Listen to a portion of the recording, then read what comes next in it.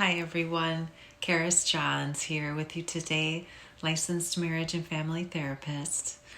Thanks so much for being part of our channel and for being a pair of listening ears in this important topic that we're going to discuss today. Being that we're getting ready to celebrate Mother's Day, I thought what better time to really tackle the mother wound and share what I have to say about it with all of you. Because I know that this time of year is definitely hard for many, many people for various reasons. But one thing that we all have in common today, every single one of us, we all have a mom. We don't all have relationships with our moms, but we all have been born into this world through a mother. And so there is that common thread of our shared experience of what it means to be human, that none of us is outside of that experience. So welcome to the human community where we all have moms and we all probably have our own varying degrees of mother wounding, which complicates celebrating a holiday like Mother's Day. Am I right? I think that the subject of mother wound is particularly important right now because we are experiencing a collective human awakening of consciousness, and the evidence is really just pouring in from everywhere about that. So given that that's the case, people's stuff is coming up to the surface to be revisited and healed, even for those who thought that they had made sense of their mother wound. It may be coming front and center this Mother's Day for you, or the days leading up. You might be sitting with your own mother wound wondering, what is this? I thought that I took care of this with years of therapy and radical acceptance and forgiveness and being the bigger person and doing my own loving reparenting, right? And allowing all of those great and helpful processes to blossom on their own over time. But is the work ever really done? Right? Is the healing journey ever completed as long as we're still here on Earth as humans? I would say no. I think there are more layers, levels, nuance to discover and uncover. And when we do that, we have an opportunity to reclaim more of ourselves. So if you thought that was all healed and you're sitting with it again, I just want you to know that's okay. It doesn't mean that the work that you did before wasn't effective. I think more people now than ever before are being called to take their healing to deeper levels. And that is directly tied to the evolution of consciousness that's taking place on planet Earth right now. Yeah, I said it. I am a therapist who is right there in the camp of folks who firmly believes that we are experiencing something that is unprecedented for humanity. And we can't just ignore it. Even us who like to speak from a more clinical basis and an evidence base, we can't deny anymore that so much about what it means to be a human has shifted and is continuing to shift. We're being called to stretch and grow and lean into the uncomfortable places like never before. And that certainly includes this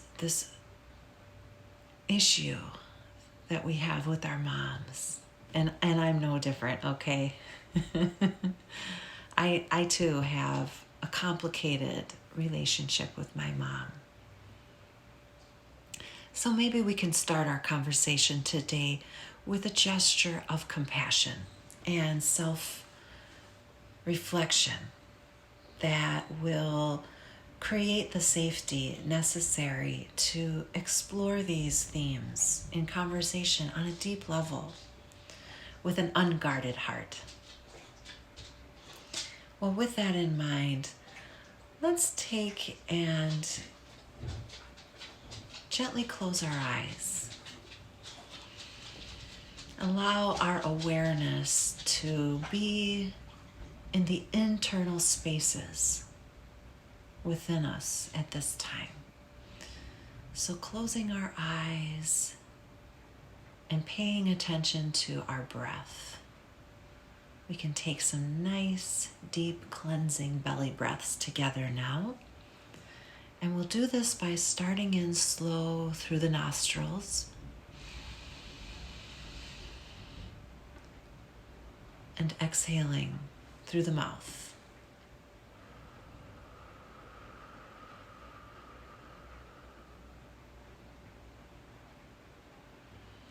Let's take another deep cleansing belly breath. And we're going to breathe in the whispers of self-compassion.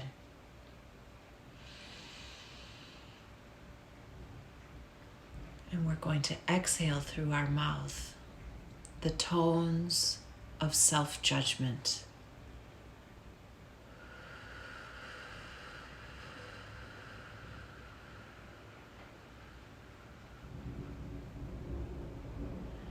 Let's take another breath in through the nostrils, and this time let's take that oxygen and wash our heart of any sense that there's wrong inside of us, that we are wrong. And we're going to take that breath and we're going to wash our hearts now. And we're going to exhale that breath and we're going to pull it out and allow the self-judgment to leave our bodies.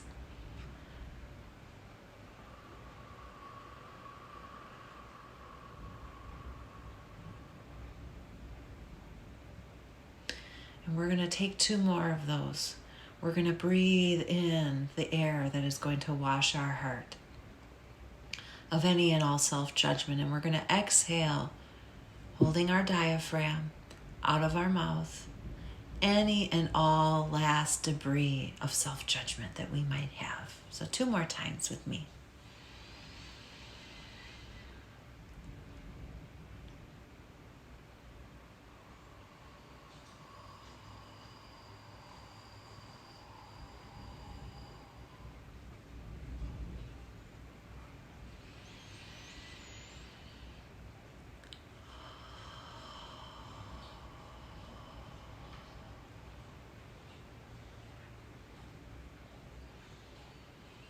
And I'm just going to gently flutter my eyelids and soft focus so that I can slowly return my attention back to our room here, into this conversation that we're having together.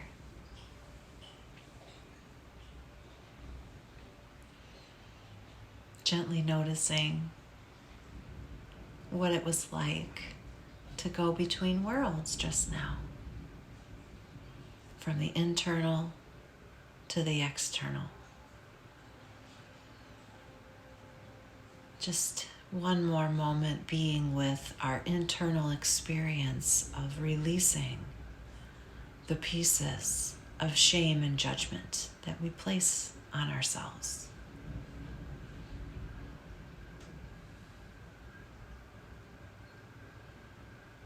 How was that for you?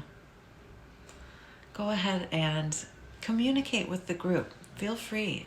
Drop a comment and share a little bit about your own internal experience of playing with some of those breathing strategies, especially combined with self-compassion and the visualization. What's that like for you? What comes up?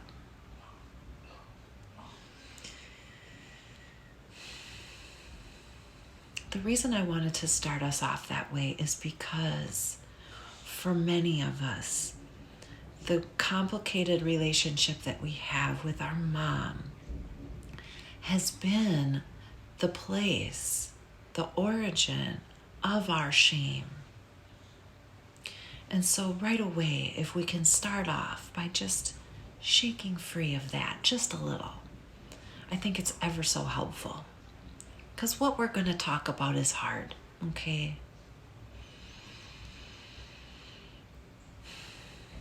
So what does the mother wound have to do with the collective evolution of humanity and our current times, especially this week, the week of Mother's Day? Well, I think historically, the relationship between mom and child has been the source of so much joy as well as sorrow that I don't know that our society really has a lot of healthy ways of talking about those impacts.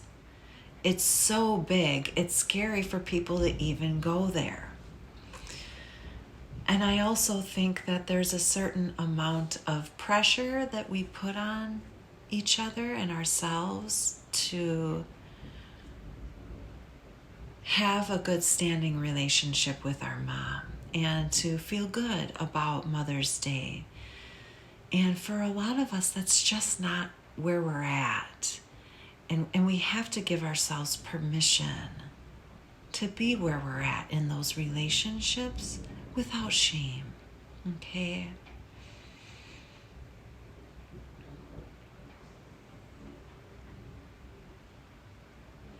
Many of us deeply love our moms and yet also have been wounded by them. And many of us have done a lot of healing work to learn what those impacts have been for us and the ways that those reverberate out into the way that we relate with others, especially intimately.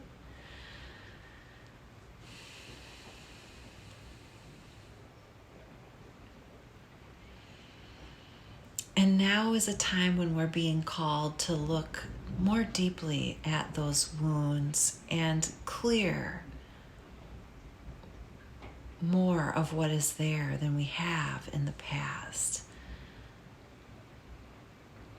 Now is a time when intergenerational trauma is becoming a bit of a buzz phrase. I am so glad about that, because it means that it is starting to permeate the collective consciousness that many of the wounds that we carry did not originate in us, but that they belong to our lineage. They belong to the hurt people that came before us, who we have inherited some of those bags, those problems.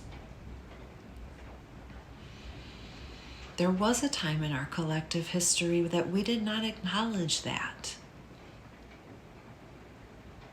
There was a time in our collective history where we did not have the sophisticated tools necessary to move forward from those traumatic pieces of relational pain. Now we do. We don't have to be stuck in intergenerational curses anymore. And a lot of people are now waking up to the ways in which they have been. And a lot of them have been kept in bondage because of their lineage from their mothers. So a lot of people are waking up to the pain and the problems that they have inherited. And they're confused and lost and hurt and uncertain of how to proceed in those relationships with people that they feel are now, with their new, fresh set of eyes, primarily dysfunctional humans. Many of you watching this have mothers who are primarily dysfunctional humans. What do you do with that? What do you do with that when that has been the cause of a lot of your pain in your life? And what do you do with that if you're still trying to figure out how to love yourself in spite of the fact that your mom couldn't?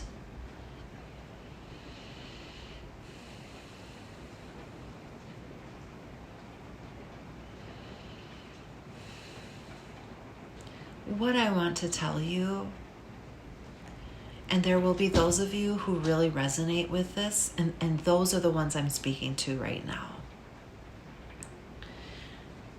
You do not owe your mom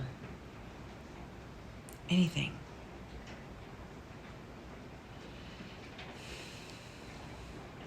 Now, I can say that as a clinician and as a therapist and recognize that it is rather true.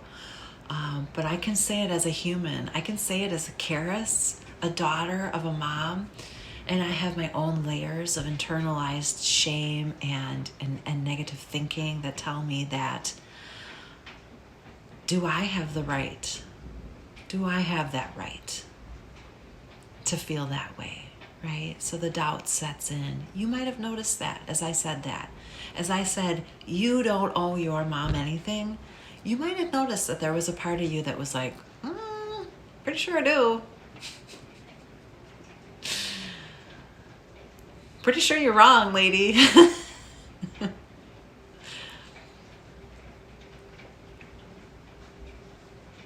No.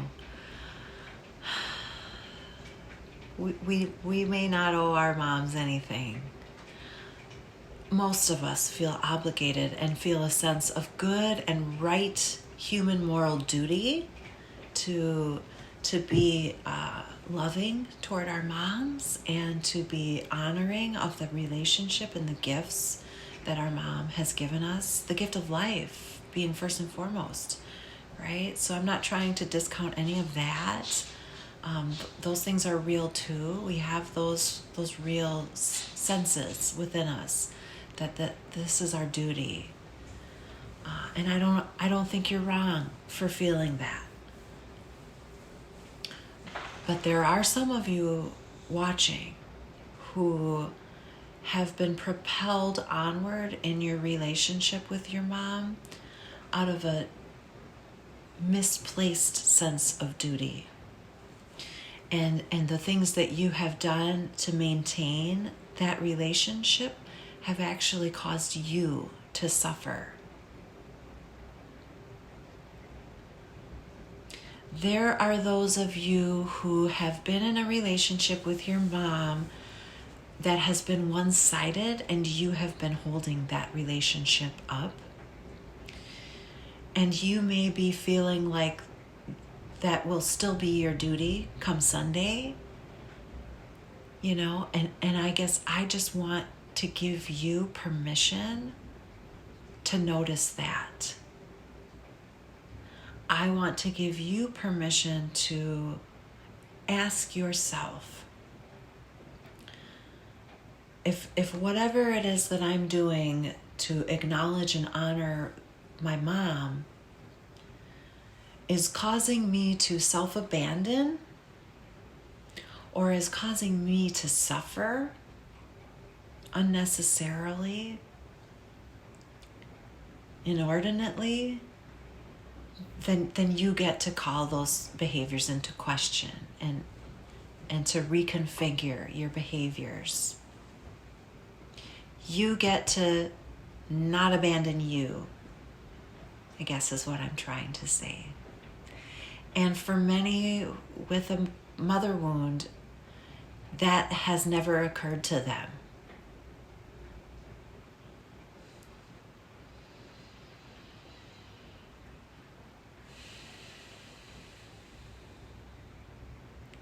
So I hope that gives you permission to think through that for yourself.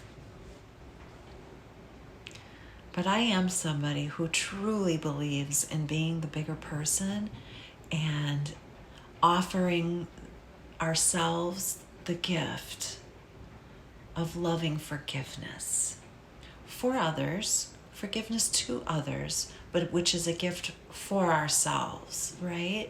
And sometimes when we forgive those, it could be our mom, we may not ever even have the opportunity to communicate that forgiveness to them. But it still gets to be for you. You know, the topic of forgiveness is tricky as well when it comes to the mother wound, because there is nobody who gets to decide, even somebody like me, a therapist who makes it her work to help people in their relationships. I don't get to decide if you should forgive. I don't get to decide that that's the right thing for you to do, or that that's emotionally or psychologically possible or accessible for you. You get to decide that. Forgiveness is something that happens for you, from you, inside. And nobody outside gets to decide if that's an okay thing for you. Another thing I want to say is that this time of year tends to prompt a lot of conversation from the people in our lives about how we are supposed to behave toward our parents, especially on a day like Mother's Day.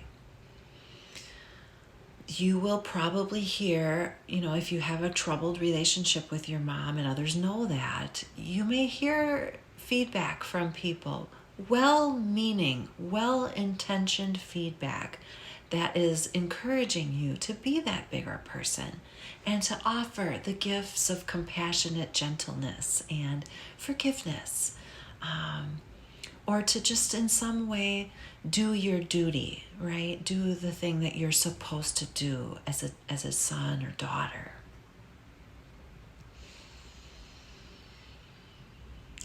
I want to give you some more permission, okay? I'm going to just write out a quick little permission slip here and just pass that over to you. You have permission to decide that reaching out to your mom on Mother's Day and doing what others think is the appropriate thing to acknowledge her, you have the right to decide that actually is not good for you, and that would actually hurt you, and you have the right to not do that. If doing that would hurt you, if you have to abandon yourself in order to appease someone else, that is not a helpful gesture. Okay?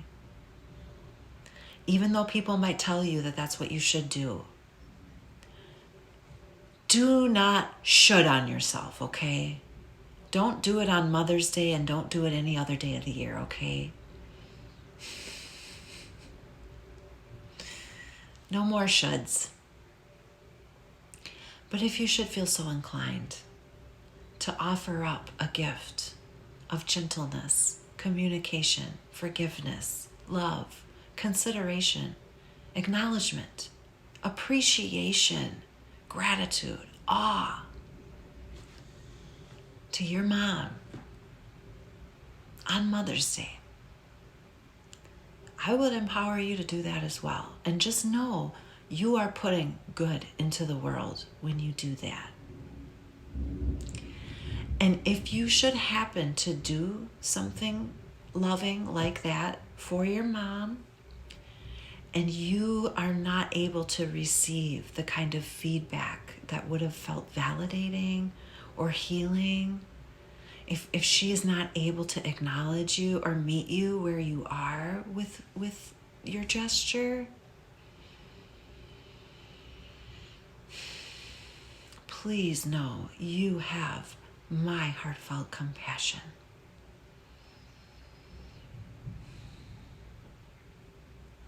And please be willing to love and parent yourself in the face of those hurts. Now, if you'd like to know more about what reparenting is all about and how you could go about doing something like that for yourself in a way that could heal these deep wounds, these deep wounds of abandonment or rejection, or the overwhelming sense of loss that you might feel for a parent, particularly a mom, please do stay tuned. Please do know that these are areas of focus that I love to talk about as well. The mother wound is something that I think is a topic that requires us to keep on focusing. Even myself personally, it's an area of growth for me that I would love to explore and share with you about in upcoming videos. So stay tuned for that. If there are other areas that we've explored in this conversation today that you want to know more about, feel free to drop it in the comments. If something I said struck a chord for you, talk about it.